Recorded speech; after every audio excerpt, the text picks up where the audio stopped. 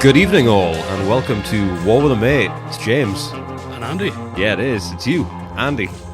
So, Andy, tell me why you think that you're suitable for this role. Because no one else will do it. Correct.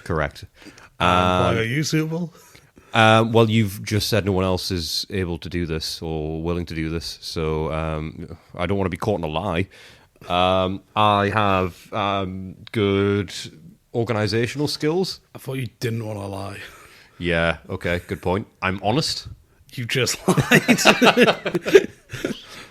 No, that was just being playfully cheeky. By lying. By lying. That's the best way to be cheeky. You can't be cheeky while telling the truth. I guess. No, yeah, you can. Go on. I'm putting you on the spot right now. Be cheeky and honest. I don't want to. That's a lie. That's a lie. That was cheeky, and it was a lie. And that's why it worked. That's why they love you. But maybe I didn't want to be cheeky. I just was. Yeah, you are inherently cheeky. It's a quirk of yours. A curse, if anything. Yeah. The cheeky girls, remember them? I do, actually. What happened to There's them? a blast from the past. Oh, Their yeah. 15 minutes of fame ended. Because they did the Cheeky Girls song, which is, we are the cheeky girls, Yeah. we are the cheeky girls, you are the cheeky boys, you are the cheeky boys, cheeky. There was probably more to it. They didn't do the ketchup song, did they? That was someone else. I don't know. You don't know? I've got to be honest, I referenced them, but I don't know much about them. You stepped into this arena armed with the cheeky girls. I thought you were going to come out here with a bit more knowledge than just the cheeky girls existed in the past. When has that ever happened? I don't know. Usually you're armed. You do history segments. You're doing one today. I am, yeah. Is it about the cheeky girls and their career? Don't spoil it. Well, you promised me it's a good one. So if it's not about the cheeky girls now, then you're full of shit. It's about their ancestors who served in the war. Okay. I am now interested in the heritage of the cheeky girls. Wonder if any of them did have ancestors that fought anywhere in here. Maybe some of them are tiles on the map. I feel like pretty much everyone in Europe has a grandparent or from that generation who fought. You think? I don't think you really got out of that war. Yeah, they were quite strict on that. Yeah. It wasn't really an opt-in system for the most part. Yeah. It was more a case of you have to try You were really either hard like to at get the out. front lines or like Bletchley Parking or I a feel like politician. Bletchley Park, from what you said, was fairly elite. You know, we're talking about people Yeah. that actually knew what they were doing, not people you just pick up off the street and it's like, you are here to fill a role. Doesn't really matter what you did beforehand. I feel like Bletchley Park, you need to have a bit of a background Well, you in. had to be good at crosswords. That's a good... back then, though, crosswords were all the rage. They were. Crosswords back then are a little bit like having Candy Crush on your phone now. I guess. Yeah, that's what it was. Didn't have any iPhones back then, kids. All your iPads and your X stations, your play Yeah, boxes. they had to use desktop computers. Yeah, they didn't have laptops. Losers. Or I guess computers that were entire buildings. Yeah, God, they were big back then. They were big. So, the podcast. Yep. We'll do all right, so summarize the podcast, Andy, in 4 words. Playing very long game. Okay. Do me one in 3 words. Long game. Playing? Right, I didn't say and Yoda is also the persona you're taking on for this one. Well, I could. You could, but you didn't have to. I didn't commit to it afterwards. But Yoda here is right. Long game playing. I don't know why you also rose intonation like it's a question. Are we playing a game? Are you sure? There's no way to tell. Well, there is, because we just finished playing. We did. We didn't finish the game. That would be a real fucking No, that's not going bombshell to to happen drop. for years. 24 episodes in, we finished the whole damn thing. How about that? We really sped up towards the end there. We've skipped some steps and turns. Skipped a few aspects of the game, like playing it or even getting the game out. But Yeah, we did finish your movement phase. We did. We finished my movement phase, which means all movement in Operation Stage 1 is done. Just got trucks to do. It's just trucks, and that also Train. includes my boats and your train. Yeah. You moved your train prematurely. We found that out today. I did move the train early. It's thankfully not had an effect. It hasn't. No, you moved a bunch of guys quite threateningly across the map, but they didn't have any real impact. They were just around. Yeah. Turns out you can't do that. You can't even do that now. No, because they need to end in the rail hex and not use any CPA. well, they could do that because they started there and hadn't used any CPA. Oh, right, So they start would on be the able rail. to. Yeah, Oh, okay, fair enough. they started in Cairo, Right, okay. So they can move. part of my train network. Right, so I will have to do something to them. I mean, I guess. At some point in the game, I have to. Yeah. Otherwise, I'm playing the game wrong. But it was a very ominous move phase for me because I was just sitting there watching while you kept like giggling to yourself and going, "That's evil. I'm going to do him. He's in so much trouble." And then you didn't attack anyone. Yeah. It's called psychological warfare. It worked. I'm glad. You seem to be on edge. I am You're scared. You're sweating, you're biting your fingernails, you're sort of shivering down your spine very visibly. All the sort of Scooby-Doo tropes, you're pulling them all off. I mean, yeah. The sweating and the finger biting is just standard. Yeah, that's true. Yeah, I'll give you that. Those are just sort of usual quirks of yours. Yeah. But I didn't want to give too much away about my strategy, so I just thought I'd throw in little sort of scary sound bites. Well, it worked. Yeah, it did. I guess that's our version of Enigma Intercepts. Me sat on your floor. Me just eavesdropping on you, planning to yourself. It's not really eavesdropping when I'm saying it for you. I invited you to listen. I fell And you for it. snatched it right up. You gobbled it up. Nom, nom, nom, nom, nom, nom, nom, nom. So you're keeping the Nom, nom, nom, nom, nom, nom, nom, nom, nom, nom, nom, nom. So are you keeping the plan behind that secret, or why didn't you attack anyone? Well, I moved a few units. You did. I moved the 2nd Libyan Division away from you. They were the ones who pinned your men at the end of last session. Yep. And I moved them away. I broke contact, which means I had to spend some more CPA to get them away from your guys and to sort of disengage from the combat. Yep. And I moved them back a little bit. I moved them back to where the Oreska regiment was, and the Oreska regiment moved a little bit further back as well, creating a little bit of a wall of sorts, which means that to get past there, you'll have to move into an enemy zone of control. Oh, okay. You're setting up the Graziani defensive. Yes, that's what this is. We're now entering Graziani's defensive, and as part of that, I've moved my black shirts. Yeah. Who are your elites from They- my elite infantry, at least? They are my scary guys. They have a lot up their sleeve. I moved the 1st CCNN and the 4th CCNN. They are the black shirts, and they are scary guys. They've got a lot going on, and I moved them a little bit closer to you, edged them towards the front lines, which means, yeah, you're kind of boxed in. If you want to get past them, you're going to have to go through them.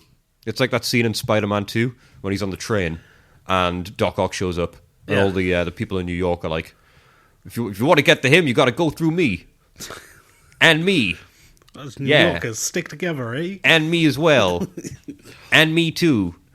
Okay. And also me. And him. I get it. And him. Come on. Him too. Who else? Me. Okay. And him. So you're building a weird defensive wall of confused Italian-American men. And me. No. And him. For God's sake. And then Doc Ock, he goes, oh, very well. And then he just splits them all apart.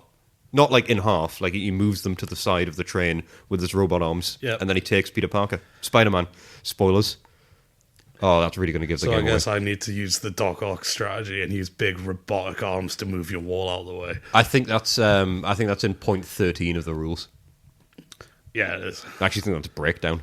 Yeah, Which I think is what I just had there's there. rules for disassembling the trucks and making your infantry into Doc Ock. Richard Berg really thought of everything. Because that was... Oh, no, that wouldn't have been well before Doc Ock. Doc Ock was already out. Richard Yeah. Berg has plagiarized Marvel by putting Doc Ock into his game. How You're not dare allowed to do that, Richard. That's against the rules. Probably. So yeah, I've done that. I've created a bit of a defensive wall. You're gonna have a hard time getting through it, but more importantly, you're in danger down in the south. Yeah, where I've got nothing except a lone SGSU. Yes, that's right. You've Just standing there. got some engineers that are there manning an airfield. And do you remember what happened when you sent men against my airfield on their own? Nothing, because that didn't happen. That's right. I'm glad you remember. That was a trick question. But what you tried to do was kill them via war crime. Yep. And I plan on doing the same to your men. The issue, of course, being that I couldn't move them all the way to there. this turn because it would have taken far too much movement, and I already stretched people quite thin. So I'm nearly there. I'm nearly at the Sewer Oasis. Yeah. And that is actually a win condition of the game. Of the scenario, the mini scenario. For me to control that and then also control a clean supply route up to, I believe... Want to help me out on this one? It's your settlement. Is it Tobruk? I think, no, I've got Mercer Tobruk. Matru. Mercer Matru, I believe, yes. Mercer Matru sounds right. Yeah. We should probably know this, what we're fighting for. Yeah. But Mercer Matru, yes, I need to have a direct line up to them from Siwa, which is right down at the south of the map, all the way up to the northern coast. Basically, I need to slice the map in half and control a line. You basically need half of... Yeah, Mercer Matru is on map D. Yes. So you've got to do... But C was also on... Siwa's on C. But so you've got a sort of diagonal... Yeah, you've got to slice it from the bottom of C up towards sort of mid of D. So that's sort of part of the plan. So I'm going to be doing that. The issue with my guys that were moving up north is some of them broke down. I lost some of my tanks today. Lost 2 tanks. 2 tanks. Did you lose some... You lost some trucks as well, didn't you? No, I nearly did. Because we found out as well that light trucks add more breakdown points than other trucks because they're all flimsy and stuff. And I had the adjustment rating for that, which meant that they could have broke down, but they didn't because I had that great rolling streak. Yes. Again. You mean the whole game? Yeah. So far, I've been killing it. Apart from when I rolled the rainstorm, I'm not really too pleased with that. To be honest, that's fucked both of us up. It has. That's. If anything, it's given us a chance to get to grips with the land rules without worrying about those pesky airplanes. Yeah. So that's a godsend, really. I think we've come out smelling like roses on that side. Or the fertilizer, at least. Yeah. Well, God, we must fucking stink because it must be real warm in that desert. It's quite warm here today, and I wore a jumper and a jacket today. That was stupid. Yeah, and you're now wearing a gilet. I'm wearing a gilet. That's what people don't often know, Andy, is that I wear a gilet during the recording. Yeah, because you've just left a gilet at my house for months. Yeah, it's my gilet that I wear at yours. I guess you could have a house gilet. Yeah, I have. It's like a dressing gown. You'd probably be more annoyed if I left a dressing gown here and just whacked that on. I guess, yeah. Yeah, at least this is sort of like an outdoory coat. At any point, I could just be like, oh, I'm going to pop this on and go. And you'd be like, oh, fine, he's taking it. Finally, the gilet's gone. It just sort of lives on your sofa as well. It's just occupied space permanently. I'll just whack it on when I feel like it. I feel like I'm outdoorsy. I feel like an explorer. I feel like a geography teacher. Famous explorers, geography teachers. Well, they take you on school trips, don't they? No. They don't? No. You clearly don't have many friends that are geography teachers. Why are your friends who are geography teachers taking you on school trips? I don't know. They have questionable motives, Answer maybe. that. Maybe because that's what friends do. Not all of my friends play stupid board games with me, Andy. All right? Some of them take me on nice trips to castles. You going to do that? Geography. Yeah, it is. It's not even geography. Yeah, castles are history. Castles are places. They're on top of the land and from the past. But they are places. If you give me a list of places, I would be looking for castles straight away. It wouldn't be on there. Then it's not a list of places. It's a list of hills. So or a list of ideas. Types of terrain. No, there's Hills and castles. There's 2 types of lists. Places or ideas.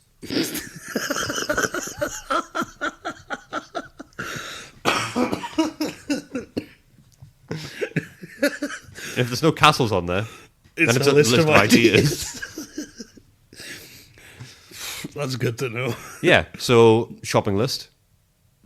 That's ideas. I have an idea of what I'd like to buy. So that's what you put, tomato sauce, passata. What are you buying? What are you combining them? Tomato puree. Just various forms of tomato. Tabasco. Well, I'm all for that. I like Tabasco. Yeah, I know. You've got a little bottle over there. Yeah, the jalapeno Tabasco. Oh, okay. It's mild. Okay. Ooh, I might put that on some food when I'm here next time. Are you going to buy your own? Buy my own Tabasco. I'm going to use yours. I'm going to use your jalapeno Tabasco that you've just advertised. Ooh, I've just remembered I've got ice cream in your freezer. Oh, yeah. Oh god, this is particularly unstructured today, isn't it? Yeah, We're in a silly mood. Oh, clearly. Well, it's because we got the movement. We're actually just enjoying the game. Yeah, it's It kind didn't of feel mad. like much of a chore. It didn't feel like that was ever going to happen. Yeah, I think the thing is we were moving our men around. The fact that you were sort of walking on eggshells today, waiting for me to drop the hammer and do some damage to your men, and then I just sort of pulled them away, left you to your own devices. I think that scared you a little bit, left you unsettled, but it kept all these ideas flowing in your mind. What's going to happen next? What's going on? I would have been thinking that regardless. But yeah, I am a little confused. That's reasonable, but I do have a strategy. It's still coming together in its whole form, but it's getting there. So I think next week it will be more admin stuff. We're going to trucks. It's trucking time next It's week. trucking. Time to fuck those trucks. Or in this instance, it's time to drive them carefully across the desert to give our men food Yep. during a rainstorm. But I think the admin should be interesting because this is the last thing we need to do before we've done everything bar aircraft. It means we've done a full Run turn. through, yeah. In theory, we've done a full turn at that point because operation stages, you just repeat 3 times in a turn. It means we've done everything that makes up a full turn apart from aircraft and some of the other optional stuff like construction. Yeah, there's still quite a lot to Or- do, but in terms of the base structure, Yeah, we'll yeah. have played the essence of a turn through, apart Yeah. from stuff that we can elect to do or not. Combat just kind of happens Yeah. based on proximity, whereas construction, it's a lot more of an active decision to make. So yeah, this is great. The fact that we've nearly wrapped up the essence of a turn. So I'm interested to see how the trucks pan out. That'll be good. Yeah. But all in all, it's good. It's good. It's a good time for all I involved. think the trucks might be a pain point, though. Yes, I agree. I agree. One, they might be awkward. Two, I think they're going to highlight a lot of the mistakes I think I've made in terms of where I've put things, like supply dumps. And yeah, I think the routes work out, God, I hope so. but also the rain completely screws that. Yeah, the rain has absolutely done damage to my supply routes. The good thing is that when we found out the issue we'd made with the supplies that we get initially in terms of fuel, it does mean that they've got more fuel to work with. So I don't need to worry about them getting stranded too quickly. But I still think that just the speed of them getting there being reduced is going to leave some men hungrier than I'd like them to be. But in terms of fuel, the fuel that we've used today was a lot less than I thought. My Yeah. men moving around wasn't too bad. The fact I managed to finish my movement in one play session alone is pretty great. But that's also because I didn't do any combat and I only moved 5 groups. Yeah. So it wasn't all that bad. I actually quite enjoyed myself today. Yeah. Moving stuff around, having the agency to do that, being in charge of my guys, being up at the tippy top. I don't want to put myself in the shoes of the Italian fascist high command too much because I feel like that's a slippery slope to become An Italian fascist. Yeah. And yes, I've got a black gilet on, but I wouldn't say it's black shirt, so I think we're okay. The black gilets would be, I don't know, less scary. The black gilets would be exclusively geography teachers, and they would be preaching ideas, not places. Okay. Dangerous ideas at that. But I think since we've touched on some of the game, maybe we should touch on what other people think. How about that? How about we delve into the thoughts and the minds of our listeners?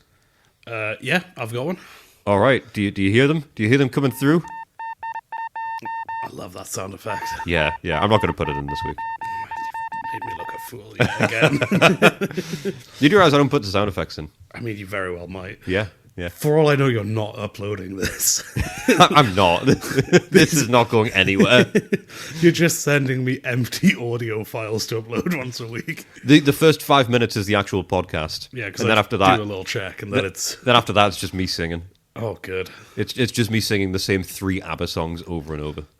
Well, I'm glad the audience seem to be enjoying it. They absolutely eat it up. They eat it up. They love it. So, who have we got first? First off, we've got one from Owen. All right, Owen. Hello, Andy and James. I'm 18-year-old from Ohio in the US, and I've listened to every episode. Loved everyone and looking forward to it when you two upload. if you boys don't beat the game, I won't have anything to listen to. So I'd have to hit you with a bag of hammers. Fair. Keep up the work. Stay subtle, humble, and brave with sand and water, Owen. So, right, that's a pretty stark warning, Owen. The accountability tool now has a bag of hammers built into it, which is concerning. You know what? I quite like the tough love approach last week of somebody buying a game, telling us that we need to finish it, picking apart, parts of what we've said, that we've got social responsibility to answer to pet ownership, and now there's just a threat of violence. So that has really covered the three corners of the triangle. Carrot and the stick there. Yeah, carrot and stick, sticking a bag of hammers. To be fair, Owen, if we finish the game, you won't have anything to listen to, because at that point we're finished. And at that point we part ways and me and Andy don't speak again. You'll never hear from us. I feel like we were never here. Because we'll also delete every episode from the internet as soon as we finish it. Yeah, for the last episode you'll have a week and then we're deleting all this. The most important part is the journey. And after the journey's done and we've wrapped up, that's it. It's gone. We will be purging the internet. We're putting in DMCA strikes. That will be it. On YouTube. It'll all be gone. So enjoy it while you can, Owen. It's going to be a hell of a ride. Keep those hammers to hand, though, because we will finish it one day. And at that point, you'll just have to kill us both. All right, let's see if anyone else is sending in violent threats to us. Hey, it's motivation. That's what we need you for, motivation. So keep it coming. We've got Jack here. Jack says, hello. I've been listening to your podcast for 5 days now. Found it on a Reddit post. And somehow I'm already on episode 11. People say it's very bingeable. I don't get that. I don't get that. The early ones as well, especially. God, it's just rambling. I reckon if I email you now, I'll have caught it by the time you read this. Well, hopefully so. Apologies if you already answered this, but I have a game question. The best kind. How do you decide who wins? At the end of 111 turns, assuming that neither of you have totally eradicated the other, how do you determine the winner? This isn't a game with victory points, is it? As an alternative suggestion, have you considered peace? That's what Common Ground's for. That's why we do the Common Ground every week. It's for that little bit of peace. It's a bit like the Christmas Day sort of ceasefire in World War I. That's what Common Ground is. But we simply can't have total peace. Pros. You haven't actually done any fighting in the first 11 episodes, so it's really no change from the status quo. To quote Victor Hugo, quoting Isaiah, you have the opportunity to live in freedom in the garden of the Lord, walk behind the plowshare, and put away the sword. Loving it so far. Can't explain why you're addictive. Keep going, Jack. Well, Jack, that's a very poetic end to that email, and I think the quote would be fantastic if the entire premise of the podcast didn't rely on us being at each other in the game. So, God, if it was an option, we never would have done this in the first place. And now if we choose peace, we'll be hit by hammers. So choosing peace is choosing violence. We really are caught between a rock and a hard place. The hard place being a bag of hammers. So while we do love the idea, Jack, of settling for peace, I really don't think it's an option now, because if anything, we might be united at that point. But Andy and I will then have foes we'll have to take on separately. It'll become war alongside a mate instead of war with a mate. But to answer your question, the win conditions. Well, to disappoint, first of all, yes, it does have victory points. However, that's only in the instance that there isn't an overwhelming victory somewhere else in the game. Yep. So if you get your guys into Alexandria and Cairo with like a functional supply line, yep, you win. Mine's a bit more complicated. I have to like cut it off so you have no units within a certain distance of Tobruk.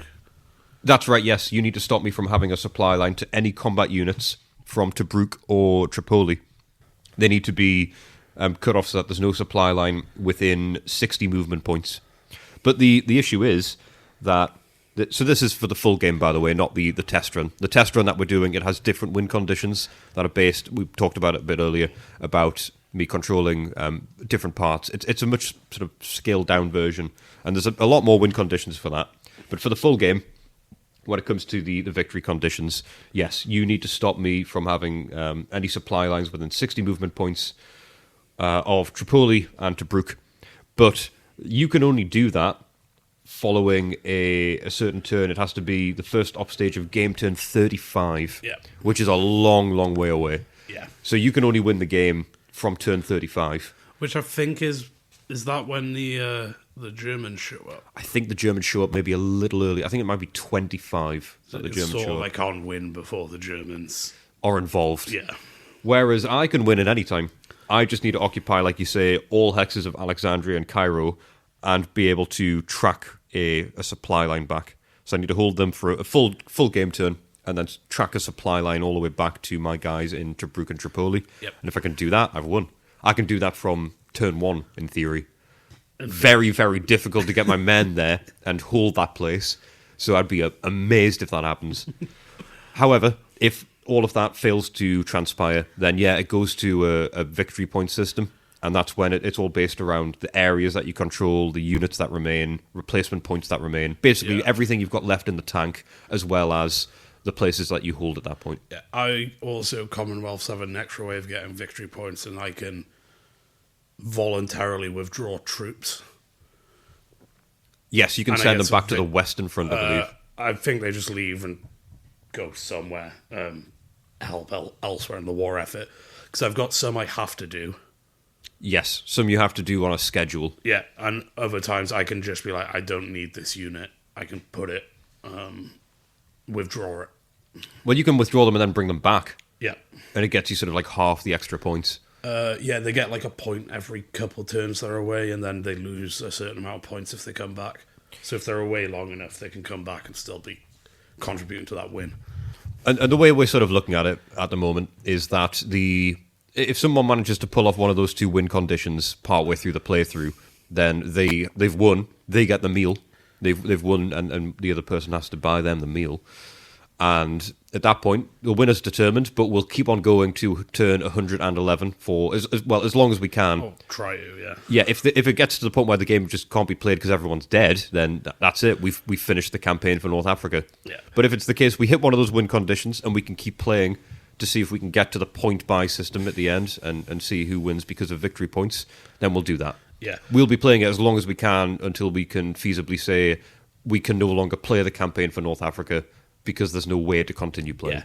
I do think from those win conditions, if either of us achieves, the other person's been smashed so badly that it's unlikely we'll be able to keep playing. Yeah, I mean, one of them for me to lose, I have no combat units that can be supplied, which means they'll starve to death anyway. Yeah. Unless they hide in an oasis, in which case you can track them down and kill them. Also, then out of the wall. Yes, they're hiding living away at an oasis. And if it's the case that I've got Cairo and Alexandria for a full game turn, and I've got a supply line that tracks there, your defense has been so badly broken, or you've decided to try and run across the map to get away via Libya, then it's the same thing. You've also left the wall. Yeah. So, yeah, there's victory points. I think it might actually be more realistic that one of us pulls off those victory conditions. Really? I do, yeah. I think there might be a sway somewhere along, and it just changes. Shift, and then I think someone just needs to get the upper hand, and then they've won. Yeah, I am interested to see if there is like comeback elements. There could be just solely because of the reinforcements that arrive. Well, yeah, I think that'll be a big as thing. you push the other person, their supply lines get shorter and shorter, and yours get longer and longer. Yeah, it feels like a rubber band. Thing. I think there's definitely a chance for people to come back from bad turns. But in the actual war, El Alamein is like a day's travel from Cairo and Alexandria. So it's like that's about as close to losing as the British could get. And from there, they pushed back all the way. Yeah, that's true. So, to be fair, I also don't think I'm going to send guys to try and fight that. I think it'll be a much slower march across the map rather than a quick dart in and then dart back. Run, yeah.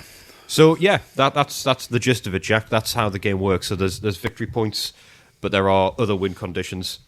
Hopefully we don't let you down by going to the victory points. But at the same time, that means you got even more of us to listen to. Like you say, you can't explain why it's addictive. And to be fair, neither can we. We don't know.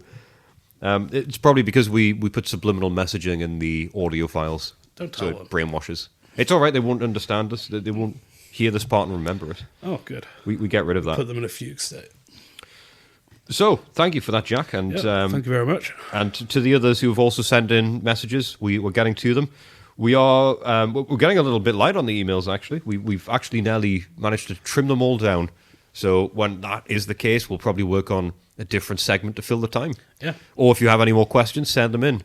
So anything that comes to mind, anything based on the game, or I guess, and we've also made the vow to just read out anything really. So yeah, we'll have a look. If you've got a question, send it in. We'll have a look at it. We're not exactly structured, but I say that we are structured in the sense that we're returning to the history segment this week. Yeah, this one will be a little different, but should be fun. All right.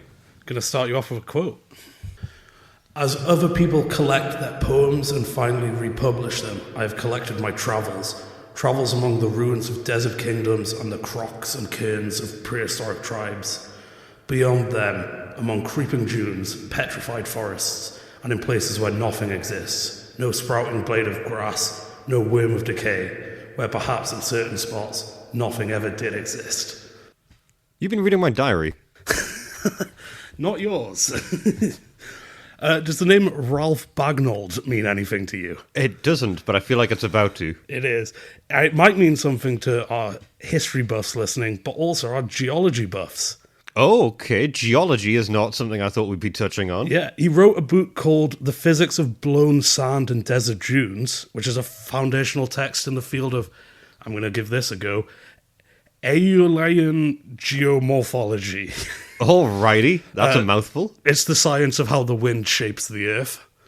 Right, okay. Did not know that was some sort of study. Yeah. That's interesting. And eventually, how wind shapes other planets, as his work was used for NASA, studying the surface of Mars. Okay. Before he also founded the Long Range Desert Group.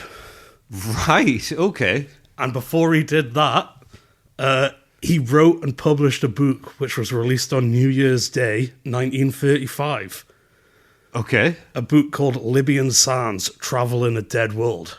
I've read this book, and I'd like to talk about it. So this is what you've been reading? Yeah. Okay, wow. You went above and beyond, Andy. This is going to be a good one. Yeah.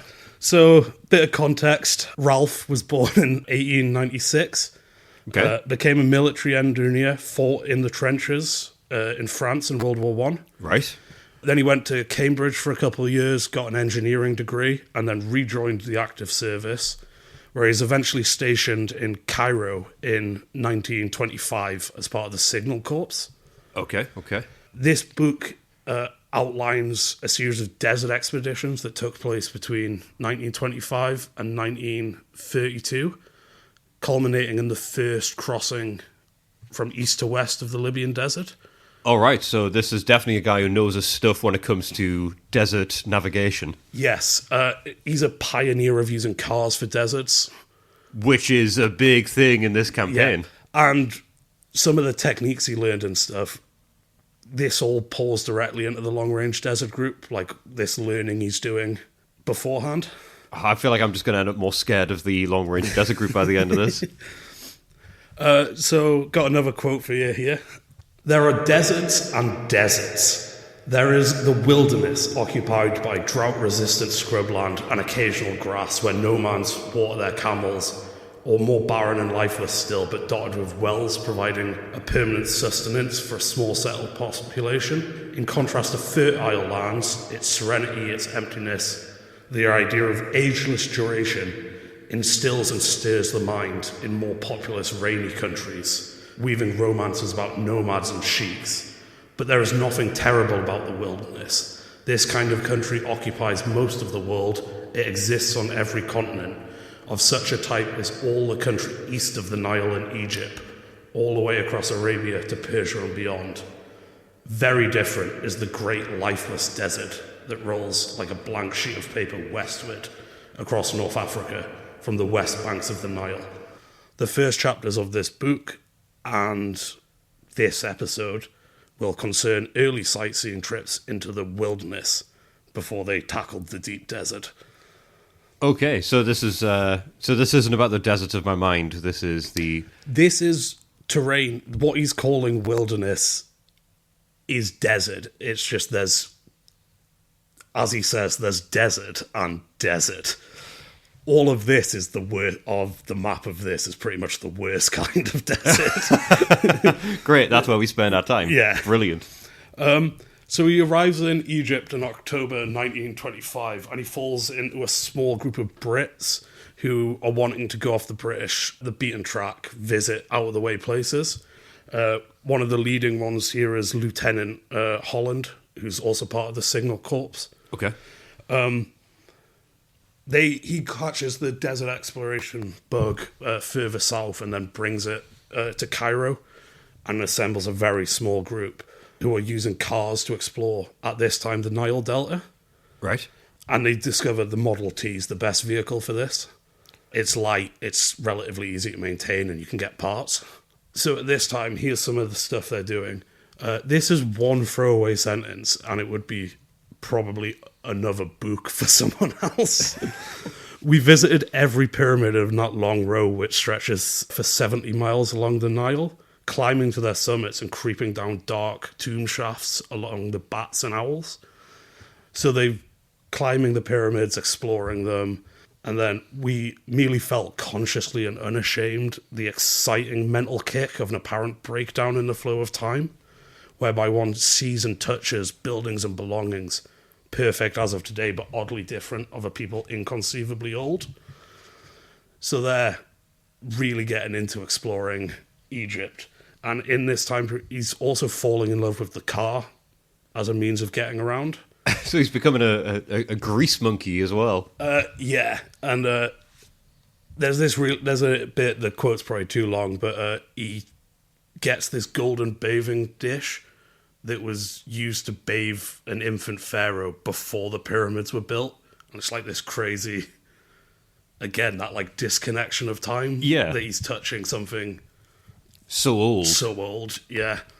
But they start driving off into the hills around it, finding ways up like stony crags and cliffs, and figuring out how to drive on like clay that you need to drive fast across boulder-strewn country, like dodging bigger boulders. And they also start to set up some of the first things about precautions in the desert. Yeah, A lot of these will set up long-range desert group operating things.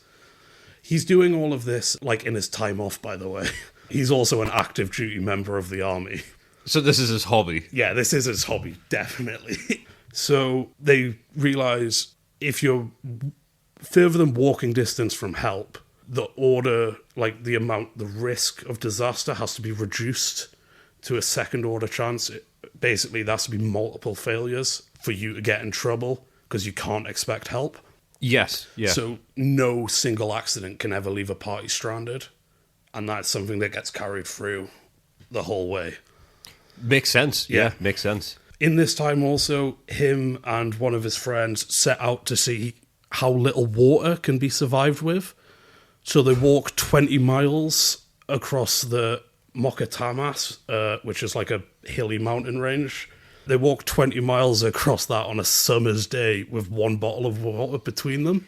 Why would you do that? That's such a dangerous experiment. Yeah, most of which they had to pour into a hat to give to his Alsatian, who insisted on following them, and then sat down and started crying for water. So they did it with very little water themselves.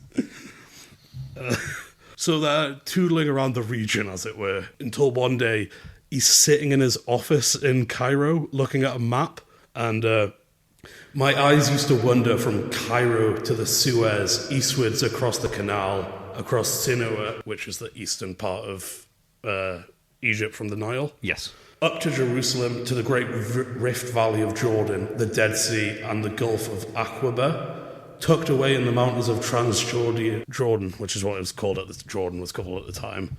South of the Dead Sea, I discovered the words Petra, ruins of. It was not very far away. Why shouldn't we go and see all that?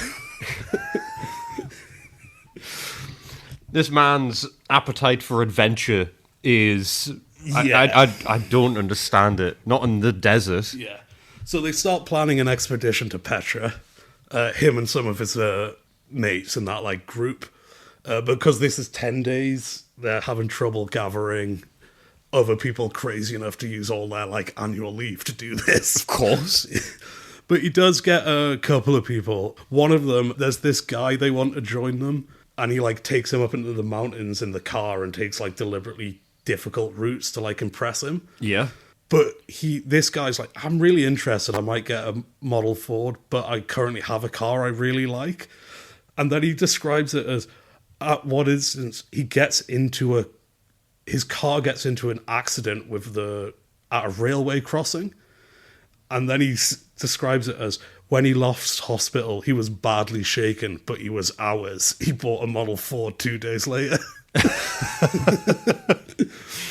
So yeah, they leave in March 1926, heading up to Petra. So this is away from the Libyan desert and stuff. But yeah. They're learning the stuff. So it takes them 2 days to find the ferry across the Suez Canal, because they assumed there'd be a road to it, and there wasn't. Oh, that's so classic just mistake. A ferry with nothing connecting to it. It's like you just got to walk there or take a camel, but they do get the cars. And then it's very difficult country up the other side. They cross and it's like straight into sand and dunes and stuff. So to give a sense of this first journey, at a certain point it takes 4 hours to do 10 miles. A baggage camel could do it in less time. They were convinced, as others had been for a long time, that whatever else a car can do, it can never tackle deep blown sand, which they're going to discover by themselves later. You can. So they're like bumping. This is like a horrible journey, but they're loving it. Yeah, like, these guys get off on it by the sounds of it. This is their jam. Like, to give a sense of it, they've budgeted for every 2 to 3 days of travel, they'll have half a day of repairs on the cars. Because it's just that hard going on they're like swapping wheels out, they're taking extra transmissions and axles, and these cars are getting absolutely hammered. God, these guys must know what they're doing when it comes to fixing up a car then.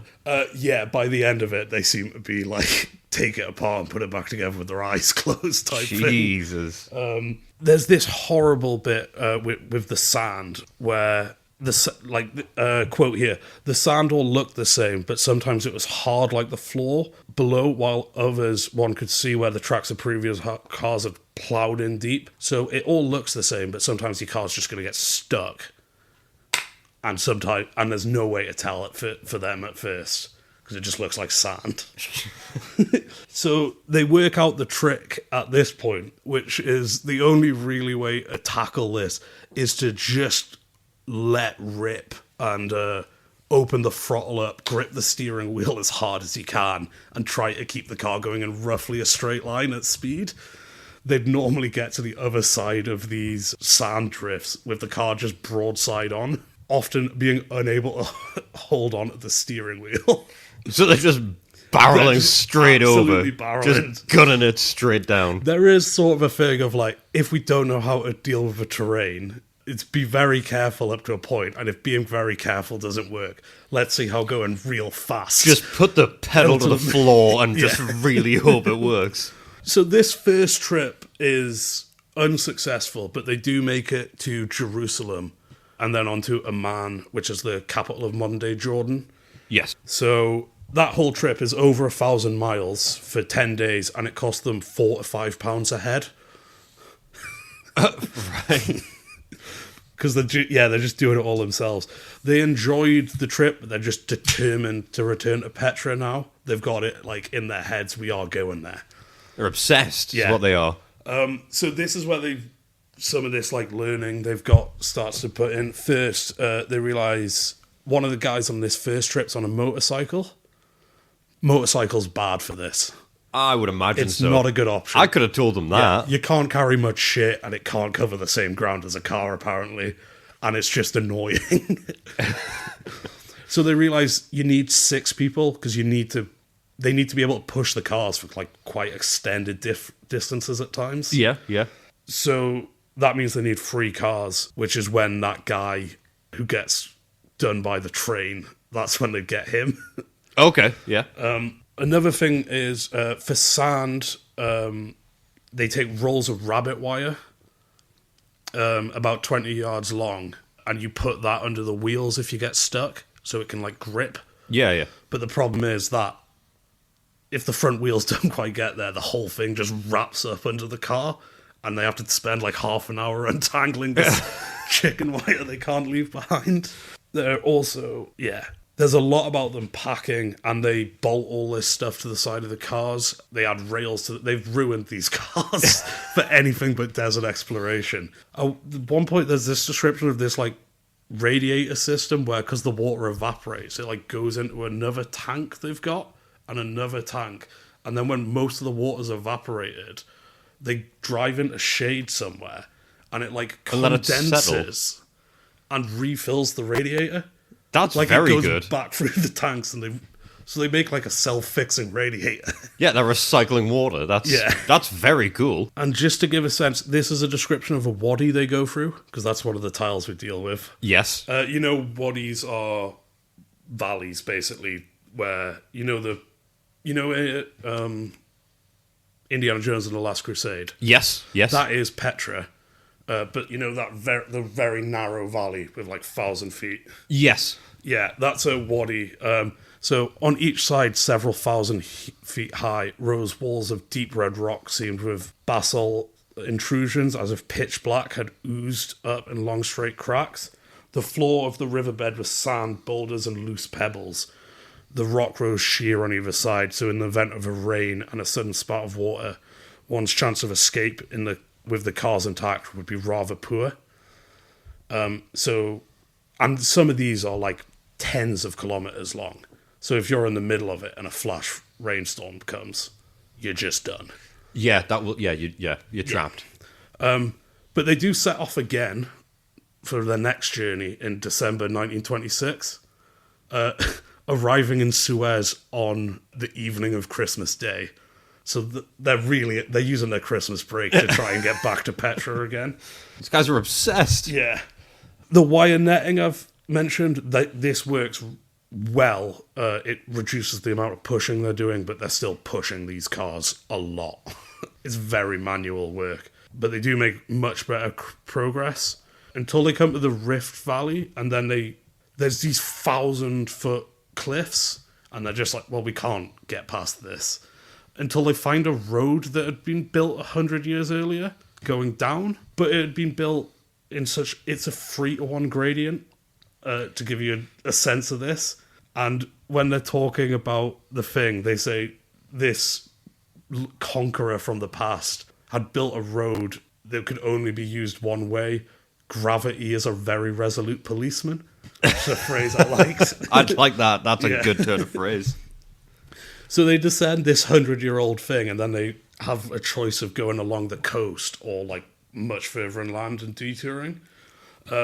So they drive their cars like along the beach, but the pebbles are too bad, so they have to go in the water where the sand's been more compressed. And they arrive at this village, and everyone at the village is like, what? Like, no one's ever brought a vehicle. Yeah, how did you drive here? What the hell are you doing here? And there's this bit where the official, like the mayor on charge of the town's like, if we'd known you were coming, we would have rolled out a much better reception. We would have turned the street light on. So yeah, they come out of here, and then they come to another wadi, and they're traveling. This one's 35 miles.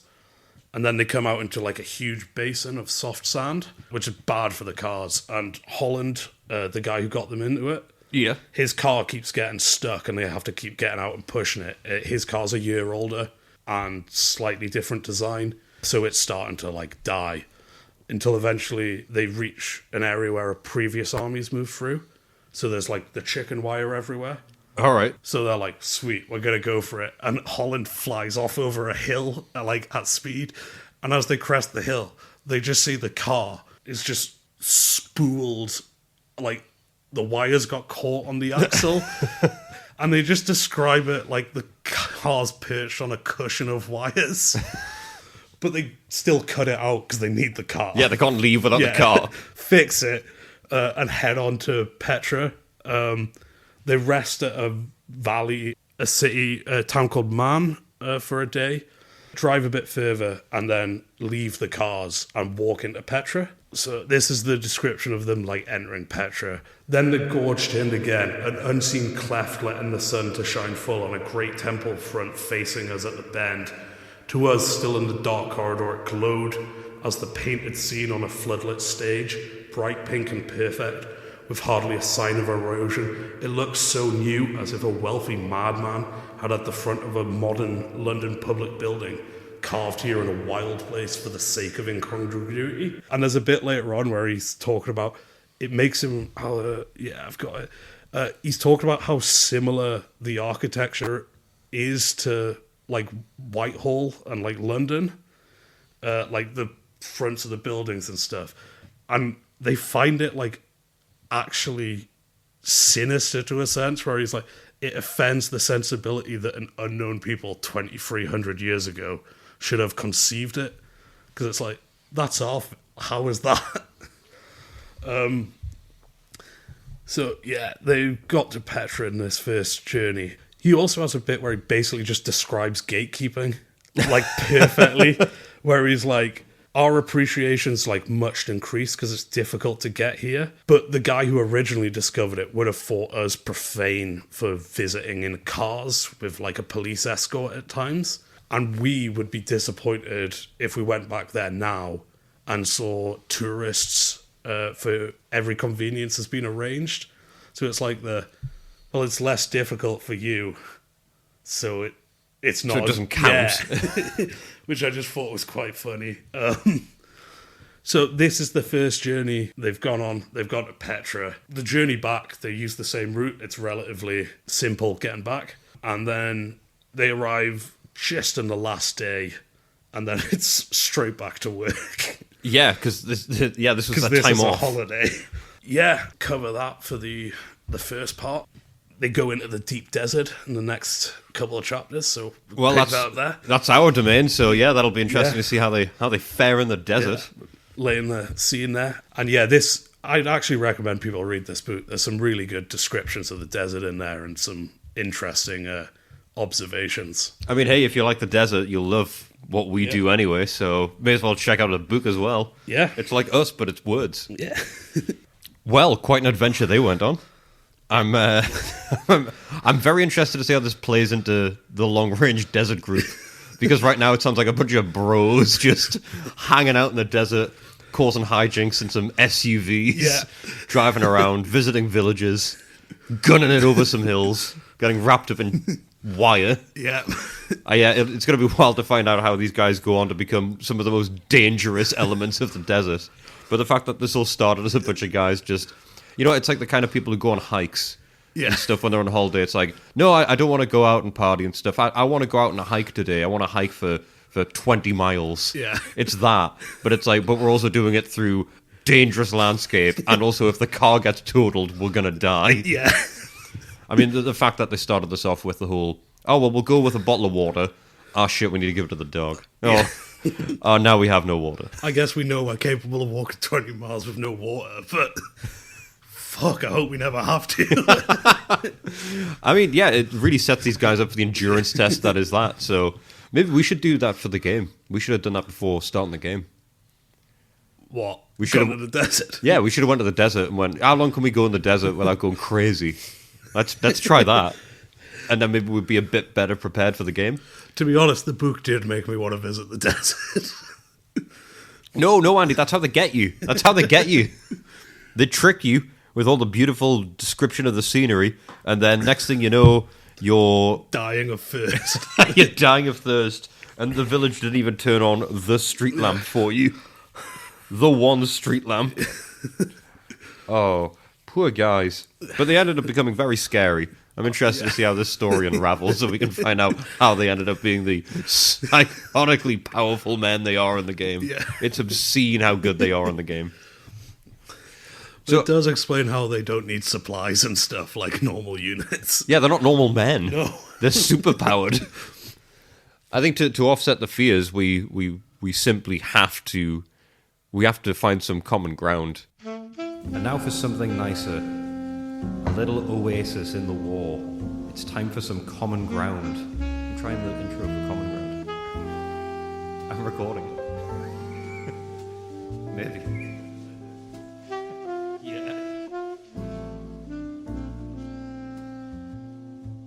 Yes. We simply have to get away from the deserts of their mind. And back to the deserts of ours. Back to the deserts of our minds. Yeah. I guess more specifically today, the deserts of my mind. Because today is my common ground. And as always, common ground is here to unify us. And today I said, I try to unsettle you. Played a bit of psychological warfare. Yep. But now I'm going to try and find a way to better the world. Oh, okay. So This is a first for common ground. it is usually it's quite bad. My suggestion, my common ground, is that the governments of the world should come together to create a Thunderbirds type rescue team. Okay. The puppets. Yes. Well, no, Thunderbirds. Yeah, there were puppets in Thunderbirds. Yeah. But they're not going to be puppets in real life. Okay. So what's specific about the Thunderbirds do we need? What do you know about Thunderbirds, Andy? They're puppets. I'm going to need more than that. They have... I think their base is under, like, a mountain or something. Tracy Island is where their base is. Their base is on Tracy Island. Okay, I'm sorry. What do you know about Thunderbirds? That. Right, well, this is going to be really fucking difficult. for the opening thing. Okay, so the Thunderbirds is it's all set around the Tracy family. Okay. Jeff Tracy, and he's a widower, and he's got his sons, and they all live on Tracy Island, and they form International Rescue. Okay. And they use the Thunderbirds, which are all their various vehicles, to avert disasters. Okay. And they go around to rescue people, hence International Rescue. I'm in favour of this, yeah. So they've got various Thunderbirds. They've got Thunderbird 1, which is a rocket. Okay. So it sort of flies around, usually sort of suborbital. Space rescues? Sort of suborbital, this Okay. one. The Thunderbird 1 it's great. I love Thunderbird 1. Okay. Thunderbird 2, it's a sort of quite a big chunky aircraft. It carries some of the smaller vehicles in it. Okay. It's green. It's probably the most iconic one. You might recognize that one. Thunderbird 3 it's another rocket. That one goes up into space quite a bit. Okay. It's red. Ooh.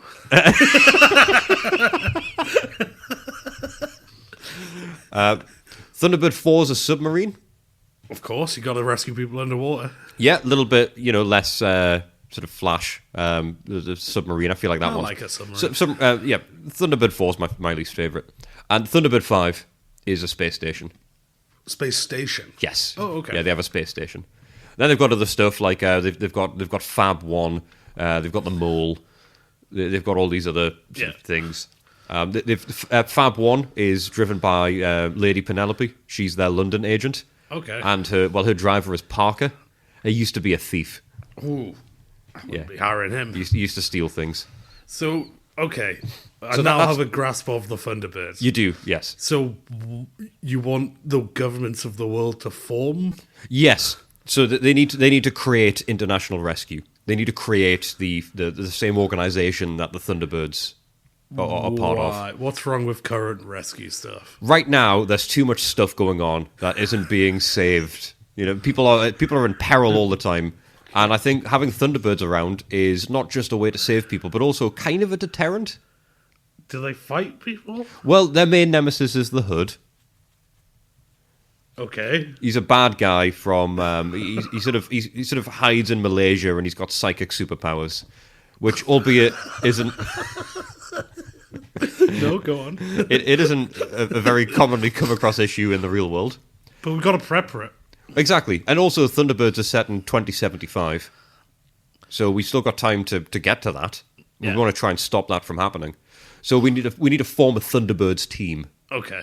So we need to put together right now. Right now. Right now, we need to pick. Okay, because you're looking wild here. we need to pick which nations are gonna run which Thunderbird, and we don't need to keep them the exact same, but we need to keep the theme the same. Okay. So, Thunderbird 1.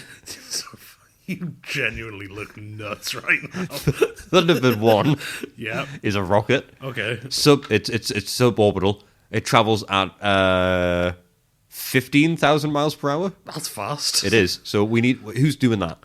NASA? NASA's not really a nation, but I'll take it. America, then. NASA/America do Thunderbird 1. Yeah. Okay, they will cover suborbital, very fast rescue. Okay. So that's for anything happening right now. Okay.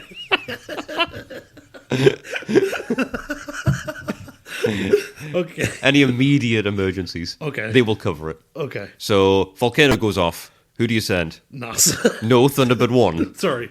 Thunderbird 1. Yes. Thunderbird 2.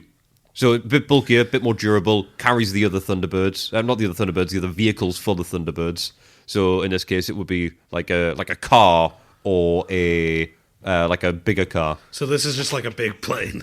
Yeah. Okay. Yeah. It's got like a big hangar in it. Okay. So who's making it? Who's making it? Um, So the common ground is we work together. I've brought the idea of international rescue to the table. Okay. I need you to fill in some blanks here. Okay. So you need big planes that can move stuff around. Yes. Okay, so the US military. Right, okay, I'm seeing a problem here. I'm also detecting a through line, which is, I think every country has this for themselves. No, we can't allow that. Then it's not going to work the way I want it so to. we're going to take the big planes off everyone. So we've got okay, hang on a minute. So we've got Thunderbird 1 is NASA/America. Thunderbird 2 is America. It's the US military. Yeah. Right. Okay. Fine. We can do that, but we need to change things up going forward. Okay.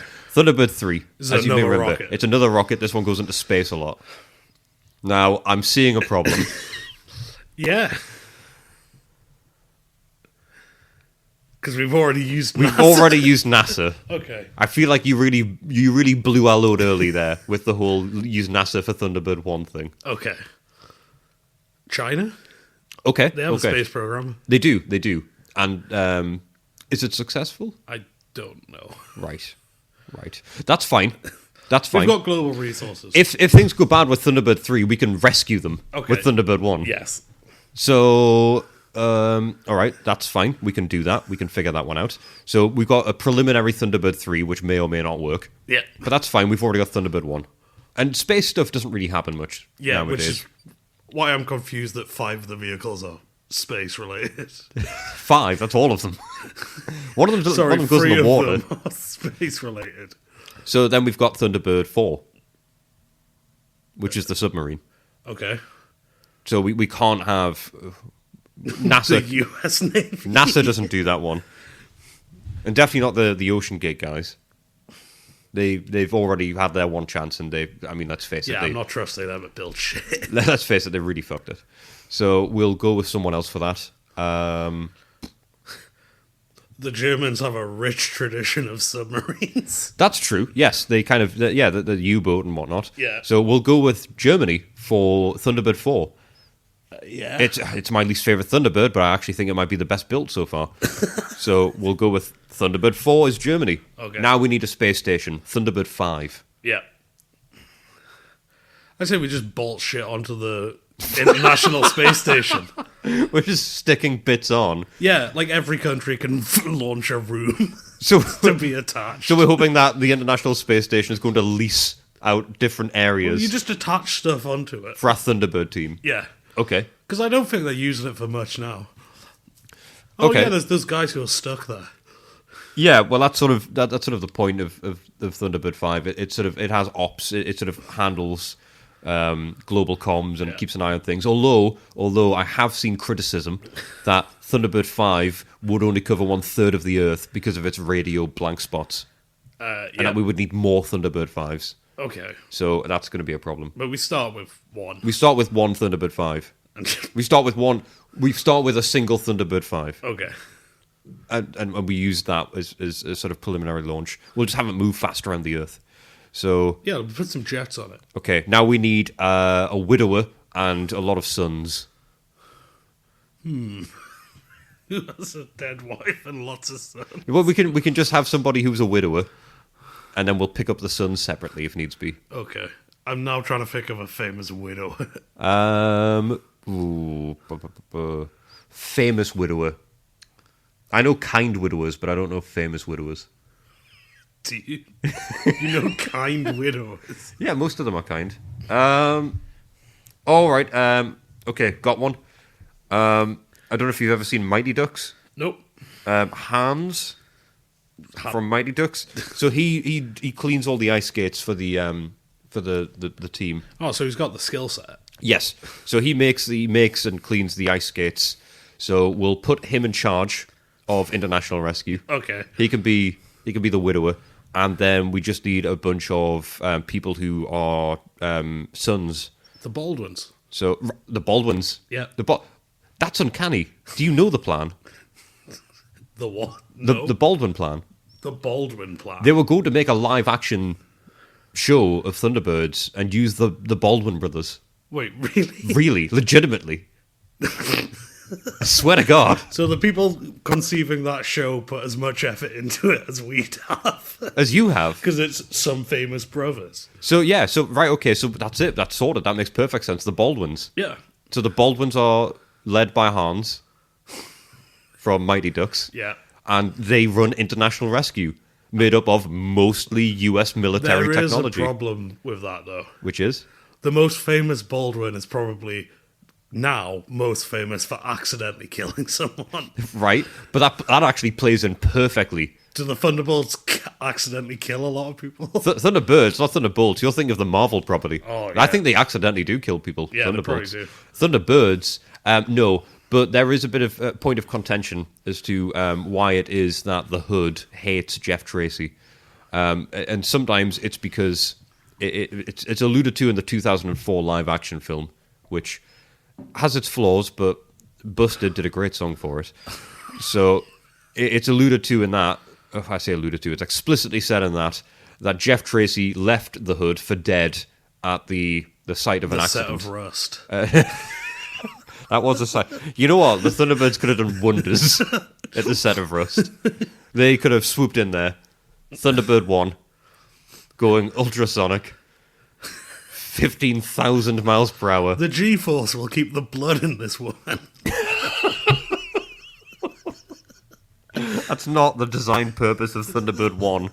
It's not to stem the bleeding of a gunshot wound. Okay. I also, if it's any consolation, think she died instantly. It's not. So I don't think Thunderbird 1 could have done anything They about couldn't that. have helped with that. Thunderbird 1 couldn't have helped. Okay. So I think in that case, we've really covered that all off. The Thunderbirds, they're going to be operated by the Baldwin brothers with oversight from Hans on Tracy Island. We'll keep the island. Yeah. Tracy Island is still going to be the island. Okay. The one from the program. Yeah. And Thunderbird 3 we need to be worried about because it might fall apart. Or it might not. I don't know how good that space program is. Wow, that was easy. Yeah, that was real whistle-stop tour.